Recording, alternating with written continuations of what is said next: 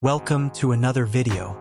Today, we will explore some forgotten classic cars that were engineering marvels of their era. Now, they reside on collectors' lists. Classic cars are often seen as symbols of a particular era, capturing the design trends, cultural influences, and technological advancements of their time. Many classic cars offer a unique driving experience that differs from modern vehicles. The simplicity of their mechanics, the feel on the road, and the sound of their engines provide a distinct pleasure for car enthusiasts. So let's start. 1. Alldays and Onion. Alldays and Onions was formed in 1889 by the merger of two very long-established Birmingham engineering companies founded by William Allday and John Onions. It produced its first quadricycle in 1899 and continued building cars, including one with a radial engine, into the 1920s. The product range was extensive, ranging from cycle cars to powerful machines which performed well in competition at Brooklands and Shelsley Walsh. As well as cars, the company also made vans, bikes, tractors, and a wide variety of engineering equipment. Number 2. Arrol Johnston. Created by engineers Sir William Arrol, who was also a politician, and George Johnston. This company started out as the MO Car Syndicate, before being named after its founders in 1905. Beginning with a primitive dog cart, Arrol Johnston went on to build far grander vehicles, such as the 1919 15.9 horsepower Tourer pictured here, in and around Glasgow, and later near Dumfries, before merging with Astor to become Arrol Astor in 1927. In 1908, a modified Arrol Johnston became the first car to visit Antarctica, as part of Ernest Shackleton's Nimrod expedition. Shackleton believed that the machine would be able to cover 150 miles in 24 hours. On ice, it might have done, but it couldn't travel any distance at all on. Number 3. Ascari.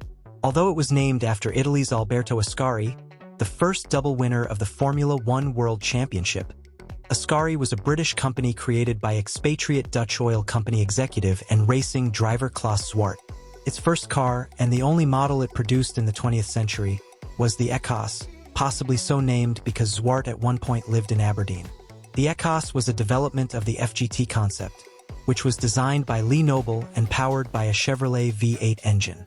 This was replaced by a smaller BMW unit of the same layout for production.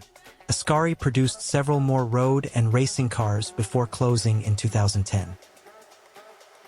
Number 4. Atalanta. At least 3 British car companies were called Atalanta in the last century, and it was also briefly used as a model name by Armstrong's Italy.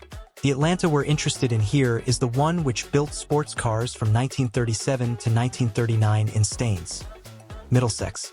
Of the estimated 20 vehicles it produced, most had 4-cylinder engines, but some were powered by the Lincoln Zephyr V12.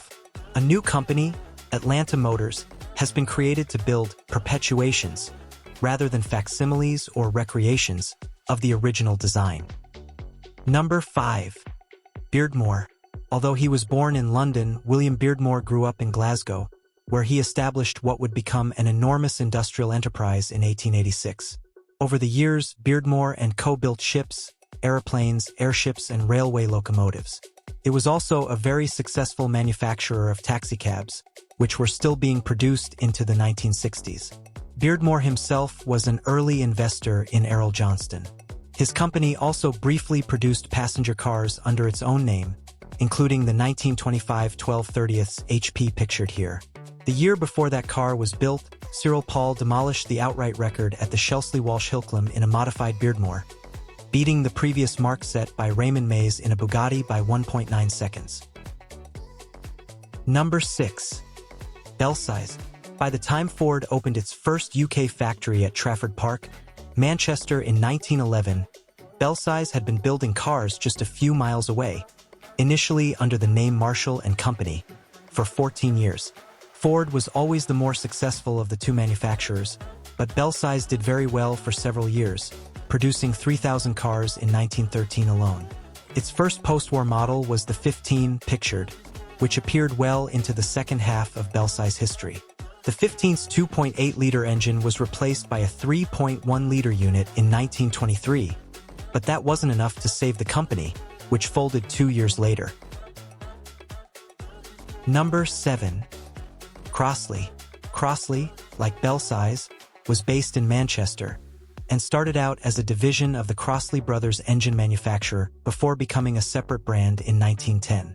Its cars, such as the 1912 15 horsepower pictured here, were aimed at the upper end of the market, which largely explains why it took more than 30 years to build around 19,000 of them. Crossley also produced buses, as well as commercial and military vehicles. The bus part of the business was the most successful and lasted from 1926 well into the 1950s, 2 decades after the last Crossley car was built. By that time, Crossley Motors had become part of Associated Commercial Vehicles, which was in turn taken over by Leland Motors in 1962. Number 8. Deep Sanderson. Most of the Deep Sandersons designed by Chris Lawrence were single-seat racers, which would not qualify for inclusion in a list of road-going production models. The DS301 was different. Designed for road use, though there were also racing versions. It was one of the first independent cars fitted with the engine and gearbox from a Mini.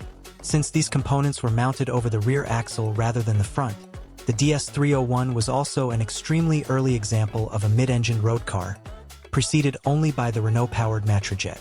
A race-prepared DS301 completed the 1,963 Sierra Leonean Lyons Man's 24-hour race, but did not cover enough distance to be classified as a finisher. Number 9. Dellow.